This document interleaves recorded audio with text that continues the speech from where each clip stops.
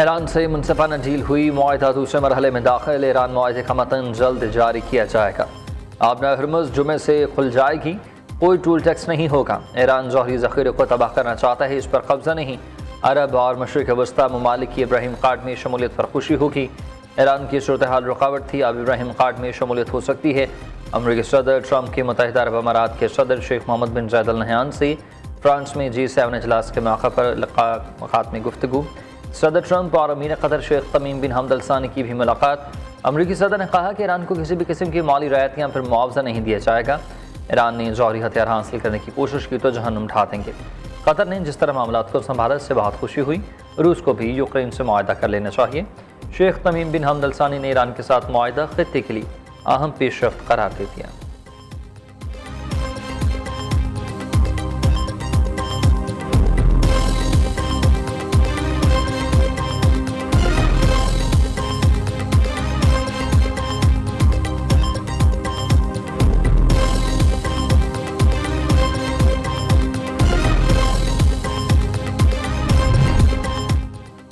جوہری معائنہ کاروں کو ایران میں داخلے کی اجازت ہوگی۔ افزودہ یورینیم معاہدے کے بنیادی نکات میں سب سے اہم ہے۔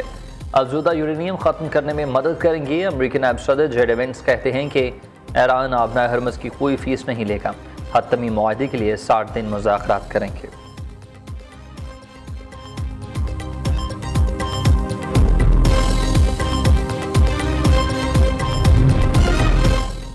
لبنان پر اسرائیلی حملے پر معاہدہ خطرے میں پڑ جائے گا۔ امریکہ سے معاہدہ جمعے کو باضابطہ نافذ العمل ہو جائے گا۔ ایرانی وزیر خارجہ عباس اراغچی کہتے ہیں کہ امریکہ سے آئندہ مذاکرات 2 مراحل پر مشتمل ہوں گے۔ پہلے مرحلے میں آبنائے ہرمز ناکہ بندی پر بات ہوگی، دوسرے مرحلے میں جوہری پروگرام پابندیوں پر بات ہوگی۔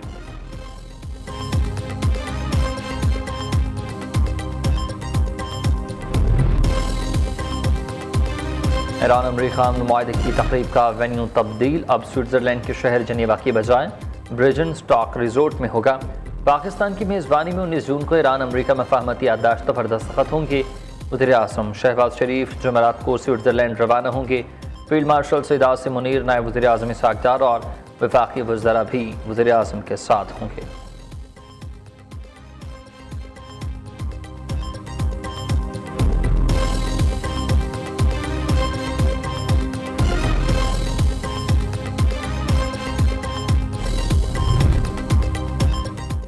امریکہ اور ایران کے درمیان معاہدہ سنجیدہ ایشو ہے۔ جنگ بندی اور معاہدے کو سبوتاژ کرنے کے لیے اب بھی تخریب کاری ہو رہی ہے۔ پاکستان نے ایران امریکہ جنگ رکوانے میں تاریخی کردار ادا کیا۔ یہ جنگ امت مسلمہ کے ساتھ پاکستان پر بھی مسلط ہو چکی تھی۔ جنگ پھیل جاتی تو پاکستان اور خطے کو بہت برے حالات کا سامنا کرنا پڑتا۔ سیکیورٹی ذرائع کے مطابق پاکستان ہیڈ لائنز ڈپلومیسی پر یقین نہیں رکھتا۔ پاکستان بطور ثالث بڑے احتیاط سے ڈیل کر رہا ہے۔ تمام معاملات کو وزیر اعظم خود لیڈ کر رہے ہیں۔ وزیر اعظم شہباز شریف، نائب وزیر اعظم اسحاق ڈار اور فیلڈ مارشل سید عاصم منیر کی سفارتی کوششوں سے بڑی جنگ ٹل گئی۔ دنیا اور خطے کا امن، سیکیورٹی اور استحکام فیلڈ مارشل کی اولین ترجیح ہے۔ سعودی عرب، قطر، ترکیہ، مصر اور متحدہ عرب امارات نے بھی اہم کردار ادا کیا۔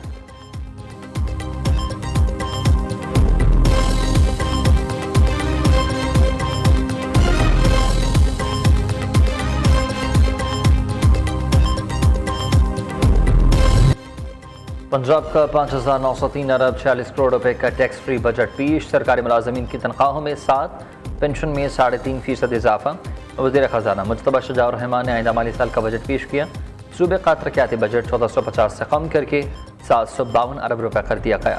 ٹریفک چالان اور ڈرائیونگ لائسنس کی مد میں 45 ارب کا ہدف مقرر۔ تعلیم کے لیے 750 ارب، صحت کے لیے 562 کروڑ مختص کرنے کی تجویز۔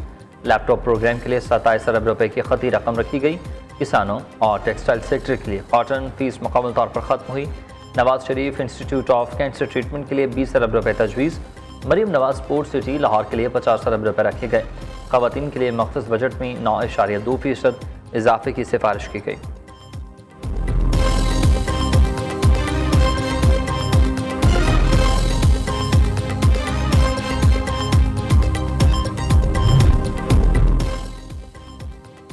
وزیر اعلیٰ پنجاب مریم نواز کی متوازن بجٹ پیش کرنے پر وزیر خزانہ کی ستائش۔ پنجاب کے بجٹ میں عوام ترقی اور ریلیف پر توجہ مرکوز۔ بجٹ میں کوشش کی عوام پر کم سے کم بوجھ ڈالیں۔ وزیر اعلیٰ مریم نواز نے کہا کہ وفاق کو پنجاب نے سب سے زیادہ شیئر دیا، یہ امید کا بجٹ ہے، عوام کو اپنے ہی وسائل سے ریلیف دیں گے، گزشتہ برسوں کی طرح عوام کی امنگوں پر پورا اتریں گے۔ اللہ تعالیٰ سے دعا ہے کہ صدق دل سے پنجاب کے عوام کی خدمت کی توفیق دیں۔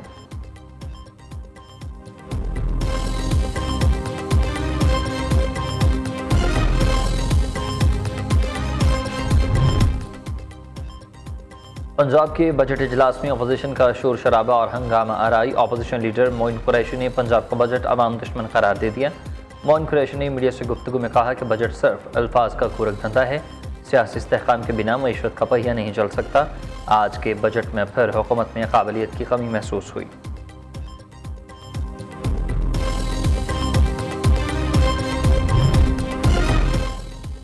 پیپلز پارٹی نے پنجاب بجٹ پر اعتراضات اٹھا دیے۔ بجٹ میں سب سے زیادہ فنڈز لاہور کے لیے، دیگر اضلاع کو نظر انداز کیا گیا۔ حکومت نے زراعت کا جنازہ نکال دیا۔ گزشتہ بجٹ میں کسان سے کیے وعدوں میں سے ایک بھی پورا نہیں کیا۔ جنوبی پنجاب میں گرین بسز کا وعدہ بھی وفا نہیں ہوا۔ وزیر اطلاعات پنجاب عظمہ بخاری نے رد عمل دیتے ہوئے کہا کہ سیاست کے لیے کوئی کارڈ نہ بچے تو جنوبی پنجاب کارڈ کھیلنا شروع کر دیتے ہیں۔ آپ کی بلیک میلنگ یہاں نہیں چلنے والی۔ تعصب کے عین اختیار کر کبھی جنوبی پنجاب کا چکر لگائیں، آپ کو وہاں ترقی نظر آئے گی۔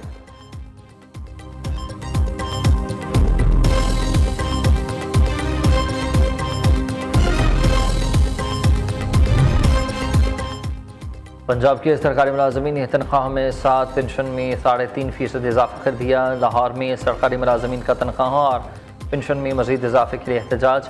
مظاہرین کا کہنا ہے کہ حکومت مسلسل ملازمین کا معاشی استحصال کر رہی ہے۔ مرکزی مسلم لیگ لاہور اور ملی لیبر فیڈریشن کا بھی پنجاب اسمبلی کے باہر مظاہرہ۔ سرکاری ملازمین کی تنخواہوں اور پنشنز میں مزید اضافے کا مطالبہ۔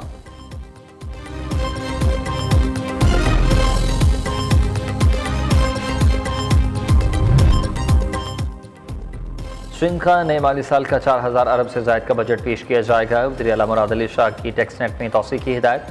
کہا محصولات کے حصول کے لیے جدید ٹیکنالوجی کا استعمال کیا جائے گا۔ متعلقہ ادارے ٹیکس وصولی کے لیے مربوط حکمت عملی بنائیں۔ دوسری جانب بلوچستان کا 1100 ارب سے زائد کا بجٹ بھی آج پیش کیا جائے گا۔ ذرائع کے مطابق غیر ترقیاتی اخراجات 700 ارب روپے سے بڑھ سکتے ہیں۔ تعلیم کے لیے 160 ارب، صحت کے لیے 85 ارب، امن و امان کے لیے 100 ارب روپے رکھنے کی تجویز۔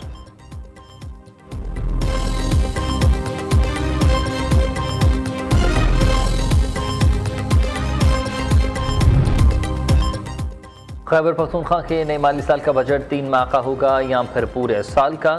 سہیل افریدی حکومت تاحال یہ فیصلہ نہ کر سکی۔ صوبائی محکمہ خزانہ نے 3 ماہ کے لیے 385 ارب اور پورے سال کے لیے 2275 ارب روپے کے بجٹ تیار کر لیے۔ جنرل سیکرٹری PTI سلمان اکرم راجہ نے دعویٰ کیا خیبر پختونخوا حکومت آئین کے آرٹیکل 125 کے تحت صرف 3 ماہ کا بجٹ منظور کرے گی۔ بجٹ سے متعلق وزیر اعلیٰ خیبر پختونخوا سہیل افریدی سے بات ہو چکی۔ حتمی بجٹ بانی PTI سے ملاقات کے بعد پیش کیا جائے گا۔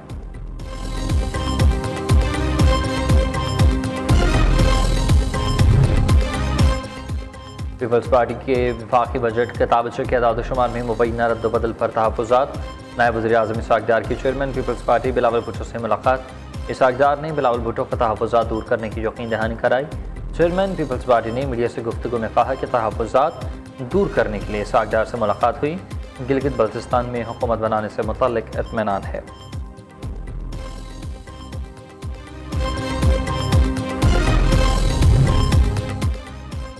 گلگت بلتستان الیکشن میں کامیاب 4 آزاد ارکان استحکام پاکستان پارٹی میں شامل۔ آزاد ارکین نے وفاقی وزیر علیم خان سے ملاقات میں شمولیت کا اعلان کیا۔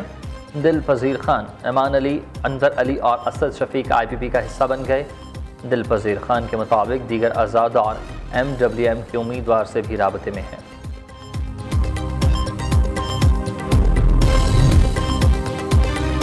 العدم جوائنٹ ایکشن کمیٹی کا اصل چہرہ بے نقاب راولاکوٹ میں بیرونی ایما پر شرپسندوں کی سیکیورٹی اہلکاروں پر فائرنگ کی ویڈیو منظر عام پر آ گئی ہے۔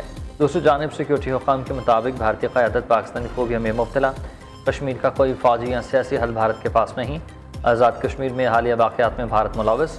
واضح شواہد موجود، نام نہاد ایکشن کمیٹی بتدریج عوام کے سامنے بے نقاب ہو رہی۔ مہاجرین کی 12 سیٹیں آئین اور کشمیریوں کے حق خود ارادیت سے منسلک ہیں۔ بلوچستان یکجہتی موومنٹ PLA کی ذیل پراکسی ہے۔ سانحہ 9 مئی پوری قوم کا مسئلہ ہے اور قانون سے کوئی بھی بالاتر نہیں ہے۔